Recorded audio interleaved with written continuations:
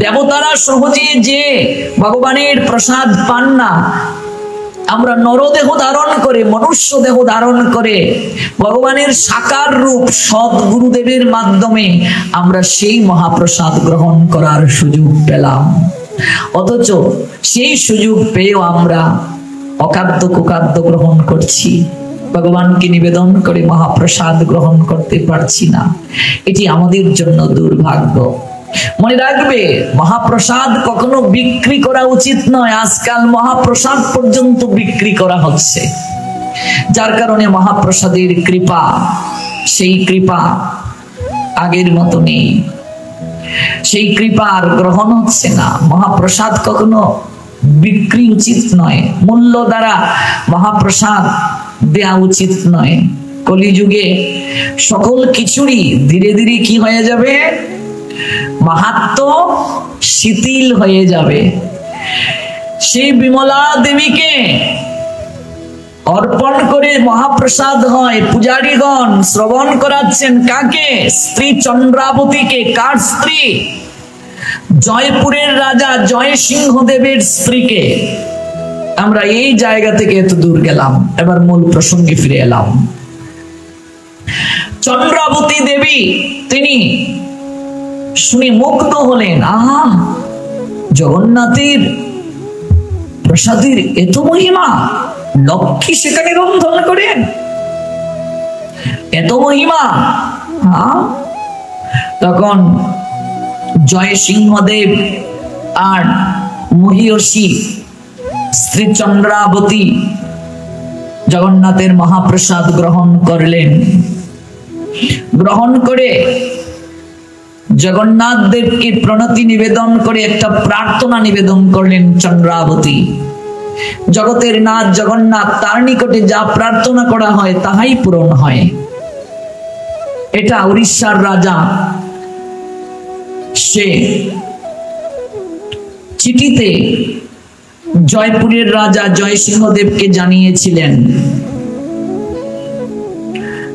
তাই চন্দ্রাবতী জগন্নাথকে প্রণতি নিবেদন করে আর বিমলা দেবীকে প্রণতি নিবেদন করে প্রার্থনা করছেন, কতকাল হয়ে গেল সন্তানহীনা আমরা, হে জগন্নাথ, বহু জন্মের সৌভাগ্যের কারণে তোমায় দর্শন করার সুযোগ হলো, মহাপ্রসাদ প্রাপ্তির সুযোগ হলো।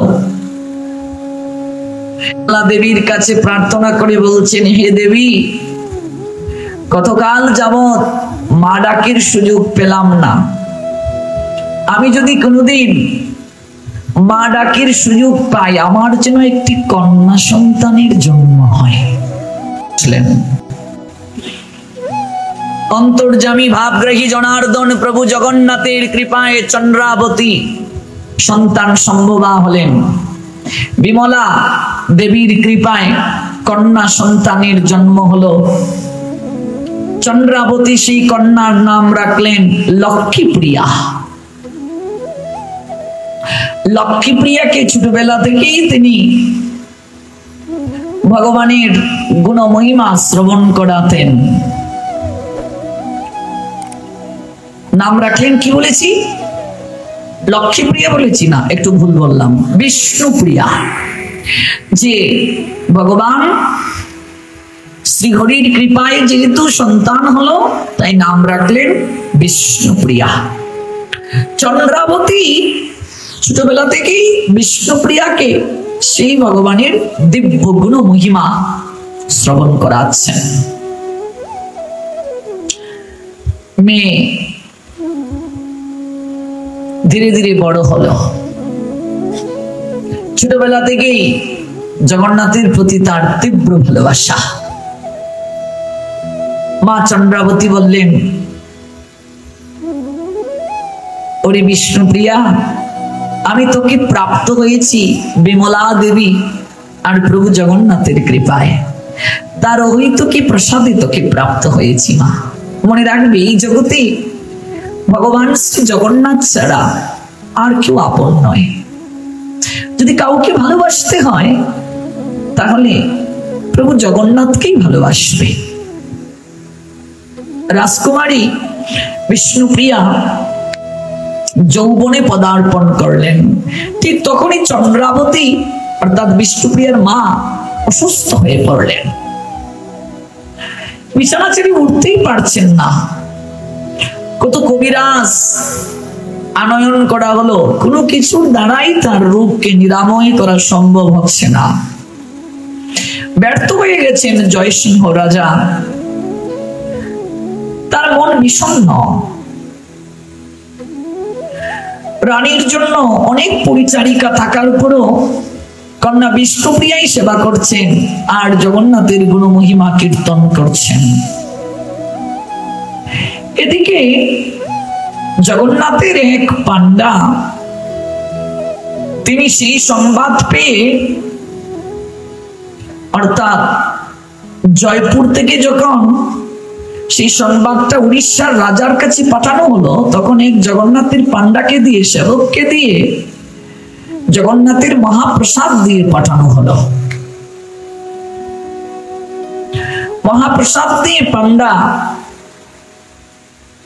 তিনি জয়পুরে এলেন। বিষ্ণুপ্রিয়া সেই প্রসাদকে প্রণাম দিয়ে মা চন্দ্রাবতীকে বলছেন, মাগো, ছোটবেলা থেকে আমি তোমার মুখে প্রভু জগন্নাথের গুণ মহিমা কত শ্রবণ করেছি। আমার সৌভাগ্য হয়নি প্রভু জগন্নাথকে দর্শন করার, জগন্নাথের মহাপ্রসাদ গ্রহণের সুযোগ হয়নি। তোমার মুখেই সেই মহাপ্রসাদের মহিমা আমি শ্রবণ করেছি। আমার মন বলছে তুমি ভালো হয়ে যাবে মা। এই নাও জগন্নাথের প্রসাদ, উড়িষ্যার রাজা তিনি পাঠিয়েছেন তোমার জন্য। তুমি গ্রহণ করো সেই প্রসাদ, তুমি সুস্থ হয়ে যাবে। বিশ্বাসে মিলাই বস্তু তর্কে বহুদূর। যে কবিরাজগণ পর্যন্ত ব্যর্থ হলো, বিষ্ণুপ্রিয়া সেই মহাপ্রসাদ চন্দ্রাবতীর মুখে তুলে দিলেন আর জগন্নাথের গুণ মহিমা কীর্তন করতে শুরু করলেন। সেই মহাপ্রসাদ গ্রহণের পর থেকেই রানী চন্দ্রাবতী একটু একটু করে কথা বলছেন, উঠে বসলেন, একটু হাঁটতেও পারছেন। কি আশ্চর্য! ভগবান এত করুণাময়। বিষ্ণুপ্রিয়ার নয়ন থেকে ঝরঝর করে জল ঝরছে। প্রভু, ছোটবেলা থেকে মায়ের মুখে তোমার গুণ মহিমা শুনে শুনে বড় হলাম। কত ইচ্ছে ছিল তোমায় দর্শন করার, দর্শন করতে পারিনি।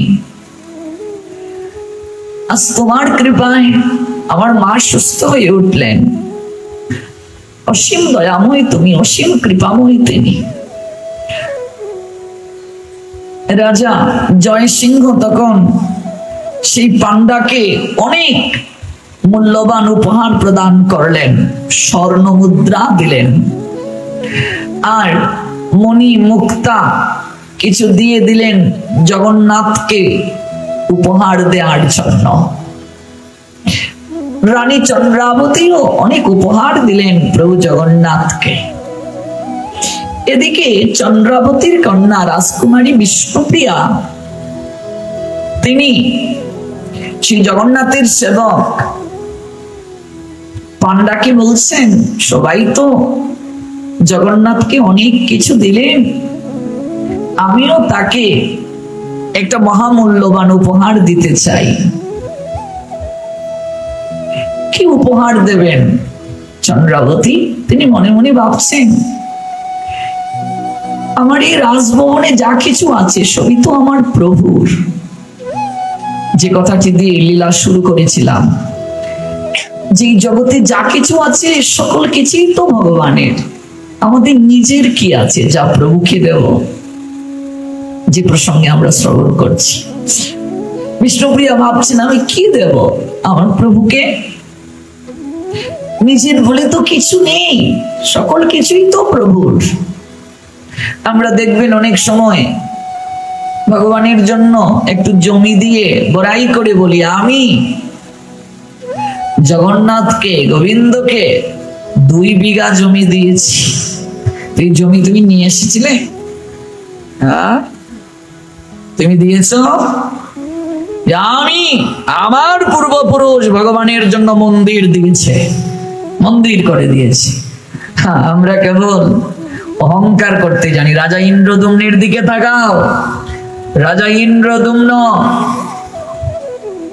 তাকে ভগবান শ্রী জগন্নাথ তিনি বললেন, আমার কাছে বর চাও। তুমি যে আমাকে জগতে প্রকাশিত করলে, প্রতিষ্ঠিত করলে ব্রহ্মাকে এনে, তুমি আমার কাছে কি চাও? রাজা ইন্দ্রদ্যুম্ন করজোড়ে বলেছিলেন, প্রভু যদি বর দিতে হয় তুমি আমাকে নিঃসন্তান বানিয়ে দাও। আমার 18 পুত্র আছে। ইন্দ্রদ্যুম্ন রাজার পুত্র কয়জন? 18 জন। 18 নালা আছে কি নেই পরিধামে? এই 18 নালা কি জানেন তো? রাজা ইন্দ্রদ্যুম্নের 18 সন্তান। 18 সন্তানকে রাজা ইন্দ্রদ্যুম্ন উৎসর্গ করেছিলেন, বলি দিয়েছিলেন। রাজা ইন্দ্রদ্যুম্ন তার এই সন্তানগুলোকে উৎসর্গ করেছিলেন। আজকে তারা ভক্তের পদরজ প্রাপ্তির জন্য 18 নালা হয়ে আছে। এর উপর দিয়ে ভক্তগণ হেঁটে যায়, ব্রিজ দেখেছেন তো? তার উপর দিয়ে হেঁটে যান, ভক্তির চরণ রজ পাচ্ছেন। ইন্দ্রদ্যুম্ন রাজা প্রার্থনা করছেন, প্রভু গো, প্রভু আমার নিঃসন্তান বানিয়ে দাও। গুন্ডিচা দেবী পাশে বসা, এ কেমন বর চাইলে? রাজা, কেন তুমি নিঃসন্তান হতে চাও?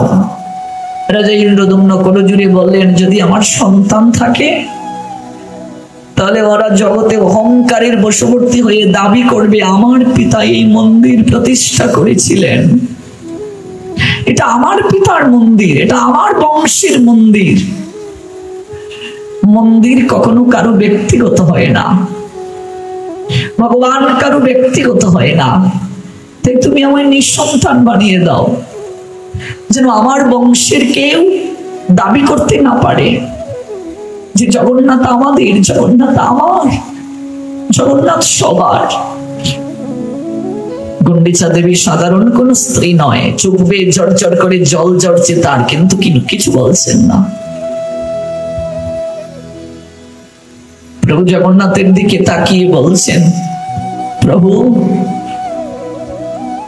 আমার পতি নিঃসন্তান হওয়ার বর চাইলেন, কিন্তু আমি তো মা, আমাকে মা বলে ডাকবে। আমার নারী জীবনের পূর্ণতা তো মাতৃত্বে, আমাকে মা বলে ডাকবে প্রভু। প্রভু জগন্নাথ তখন গুন্ডিচা দেবীকে বলছেন, আমি তোমায় কথা দিলাম, আমি 9 দিন তোমার গৃহে গিয়ে বাৎসল্য প্রেম আস্বাদন করব।